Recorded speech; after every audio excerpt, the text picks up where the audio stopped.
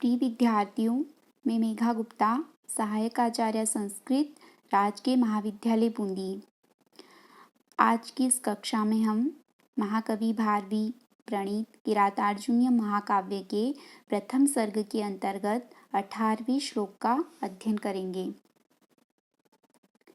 प्रस्तुत पद्य में वनेचर दुर्योधन के अर्थागम साधनों का वर्णन करते हुए महाराज युधिष्ठिर से कहता है, उदार कीर्तिरुदयं दयावत प्रशांत बाधं दिशितोभिरक्षया स्वयं प्रदुग्धेस्य गुणैरुपस्नुता वसुपमानस्य वसूनि मेदिनी। अन्वय इसका, उदार कीर्ते दयावतः प्रशांत बाधम अभिरक्षया उदयं दिशतः वसूपमानस्य अस्य गुणे उपस्नुता मेदिनी वसूनि स्वयं प्रदुग्धे। उदार कीर्ते, उदारा कीर्ति यस्य स उदार कीर्ति तस्य उदार कीर्तिः। उदार कीर्ति का अर्थ है महान यशस्वी। यह अस्य का विशेषण है। अस्य दुर्योधन के लिए आया है, तो उदार कीर्ति दुर्योधन का विशेषण है। महान यशस्वी। दयावतः, दया विद्यते अस्य इति दयावान तस्य दयावतः। दया शब्द से मतु प्रत्यय होकर दयावान शब्द बनता है और दयावान की षष्ठी एक वचन का रूप है दयावतः पुल्लिंग में। दयावतः का अर्थ है दयालु। ये अस्य का द्वितीय विशेषण है।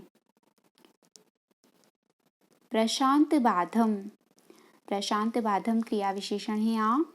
प्रशांता बाधा यस्मिन तत् प्रशांत बाधम। प्रशांता शांत हो गई है, बाधा, बाधा का अर्थ होता है विघ्न, उपद्रव। यस्मिन जिस कर्म में। प्रशांत बाधम का अर्थ है उपद्रव शांत करते हुए। और प्रशांत बाधम को उदयम इस पद का विशेषण मानने पर अन्वय होगा, अभिरक्षया प्रशांत बाधम उदयम दिशतः। अभिरक्षया, अभितः रक्षा, अभिरक्षा तया अभिरक्षया। अभितः का अर्थ है यहाँ पर सब ओर से। सब ओर से। अभिरक्षया का अर्थ है सर्वत्र रक्षा करने से। सर्वत्र रक्षा करने से। प्रशांत बाधम, प्रशांता बाधा यस्मिन् स प्रशांत बाधः तं प्रशांत बाधम। प्रशांत बाधम का अर्थ है उपद्रव रहित, विघ्न रहित, निरुपद्रव, निरापद, उदयम उन्नति। दिशतः दिश धातु से क्षत्रिय प्रत्यय होकर षष्ठी विभक्ति एक वचन का रूप है दिशतः। दिशतः यानी करते हुए, पूर्वतः। तो अभिरक्षया सर्वत्र रक्षा करने से, प्रशांत बाधम उदयम, प्रशांत बाधम निरुपद्रव, उपद्रव रहित, उदयम उन्नति, दिशतः करते हुए। वसूपमानस्य, वसु उपमानं यस्य स वसूपमानः तस्य वसूपमानस्य। वसु शब्द का नपुंसक लिंग में अर्थ होता है धन और वसु का पुल्लिंग में अर्थ होता है कुबेर। यहाँ पर वसु और भी बहुत सारे अर्थ होते हैं, पर यहाँ पर वसु का अर्थ है कुबेर। वसु उपमानम यस्य स वसुपमानः, अर्थात वसुपमानस्य का अर्थ है धनाधिपति कुबेर के तुल्य। ये अस्य का विशेषण है। वसुपमानस्य धनाधिपति कुबेर तुल्य अस्य इस दुर्योधन के गुणई गुणों से, दया दाक्षिण्यादि गुणों से, उपस्नुता उपसर्ग पूर्वक स्नु धातु से त प्रत्यय और स्त्रीलिंग में टाप प्रत्यय होकर उपस्नुता शब्द बनता है। उपस्नुता का अर्थ होता है द्रवित की गई, द्रवीभूत की गई। मेदिनी, मेदः अस्ति अस्याम इति मेदिनी। मेद शब्द से इनी प्रत्यय होकर और स्त्रीलिंग में इंगिश प्रत्यय होकर प्रथमा विभक्ति एक वचन का रूप है मेदिनी। मेदिनी का अर्थ होता है पृथ्वी। पौराणिक कथा है कि प्राचीन काल में भगवान विष्णु ने मधु और कैटभ नामक असुरों को मारा था। तब संपूर्ण पृथ्वी उनके मेद से, उनकी चर्बी से, मेद का अर्थ होता है चर्बी, उनकी चर्बी से ढक गई थी। तब से इस पृथ्वी का नाम मेदिनी हुआ।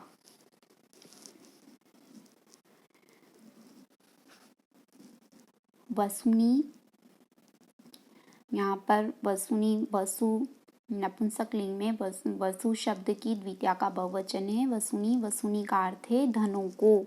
स्वयं प्रदुग्धे, प्रदुग्धे प्रउपसर्ग पूर्वक दुह धातु से आत्मनेपद पद में लट लकार प्रथम पुरुष एक वचन का रूप है प्रदुग्धे। प्रदुग्धे का अर्थ है दोहन करती है। एक बार फिर से अर्थ है उदार कीर्ते, महान यशस्वी, दयावतः, दयालु, प्रशांत बाधम, उपद्रव शांत करते हुए, अभिरक्षया सर्वत्र रक्षा करने से, उदयम दिशतः उन्नति करते हुए, वसूपमानस्य कुबेर तुल्य अस्य इस दुर्योधन के गुणई दया दाक्षिण्यादि गुणों से उपस्नुता द्रवित की गई मेदिनी पृथ्वी वसूनी धनों का स्वयं प्रदुग्धे, स्वयं दोहन करती है। यहाँ समासोक्ति अलंकार का प्रयोग हुआ है। समान कार्य, लिंग अथवा विशेषण के द्वारा प्रस्तुत पदार्थ में अप्रस्तुत पदार्थ के व्यवहार का आरोप होने पर समासोक्ति अलंकार होता है। इसका लक्षण है समासोक्ति समेर यत्र कार्य लिंग विशेषणै व्यवहार समारोप प्रस्तुतेन्यस्य वस्तुनः अथवा यत्रोक्ताद् गम्यतेऽन्योर्थस्तत् समान विशेषण सा समासोक्तिरुदिता संक्षेपार्थतया बुधै। प्रस्तुत पद्य में मेदिनी के लिए प्रयुक्त उपस्नुता विशेषण तथा प्रदुग्धे क्रिया अप्रस्तुत गो की प्रतीति कराते हैं। अतः यहाँ पर समासोक्ति अलंकार का प्रयोग हुआ है। उस अर्थ में इस श्लोक का इस तरह से अर्थ होगा कि उदार कीर्ते, महान यशस्वी, दयावतः, दयालु, प्रशांत बाधम, उपद्रव शांत करते हुए, अभिरक्षया सर्वत्र रक्षा करने से, उदयम दिशतः उन्नति करते हुए, वसूपमानस्य कुबेर तुल्य अस्य इस दुर्योधन के गुणै उपस्नुता गुणों से द्रवित की गई मेदिनी पृथ्वी वसूनी स्वयं प्रदुग्धे, वसूनी धनों का स्वयं प्रदुग्धे उसी प्रकार दोहन करती है जैसे किसी चतुर गोपाल के द्वारा गुणों से बांधकर द्रवित की गई गाय स्वयं खूब दूध देती है। यहाँ दुर्योधन के जनहितकारी कार्यों और उसकी प्रजापालन नीति से उसके राज्य में सर्वत्र शांति है, किसी प्रकार का कोई उपद्रव नहीं है। अतः प्रजाजन पर्याप्त धनार्जन करते हैं और प्रजा से राजा को भी कर रूप में अत्यधिक अर्थागम होता है। आर्थिक रूप से समृद्ध राष्ट्र अनायास ही सहज ही जीता नहीं जा सकता, तदर्थ उचित बल वृद्धि की अपेक्षा होती है। यह भाव गुप्तचर के मुख से राजा युधिष्ठिर के सम्मुख कहलाकर महाकवि भारवी ने उसे तदनुरूप अपनी तैयारी करने के लिए इंगित किया है। व्यंजना और ध्वनि ही काव्य की आत्मा है। श्रीमद् आनंदवर्धनाचार्य ध्वन्यालोक में कहते हैं काव्यस्यात्मा ध्वनिरीति बोधैर्य समाम्नात पूर्वः। गुणे रूपस्नुता मेदिनी वसुनी स्वयं प्रदुग्धे। इस कथन में कवि की कृषि संबंधी जानकारी अभिव्यंजित हुई है। खेती के लिए जल और खाद आवश्यक हैं। गुणे रूपस्नुतत्व से भूमि की आर्द्रता, सजलता तथा मेदिनी शब्द से खाद सहितत्व होना यहाँ पर द्योतित होता है।